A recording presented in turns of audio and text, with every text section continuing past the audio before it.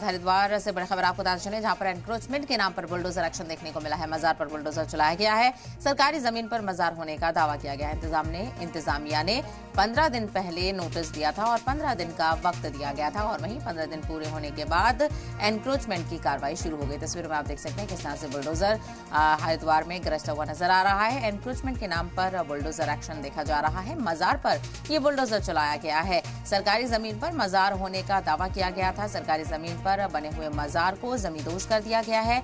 इंतजामिया की तरफ से जानकारी दी गई है कि इंतजामिया ने 15 दिन का वक्त दिया था मजार को, और 15 दिन के बाद जैसे ही वक्त पूरा हुआ, एनक्रोचमेंट की कार्रवाई शुरू हुई और मजार को बुलडोज कर दिया गया। तस्वीरें आप देख सकते हैं, मजार पर बुलडोजर एक्शन देखने को मिल रहा है। हरिद्वार में ये मजार पर बुलडोजर चलाया गया है और बताया जा रहा है कि ये मजार सरकारी जमीन पर बना हुआ था।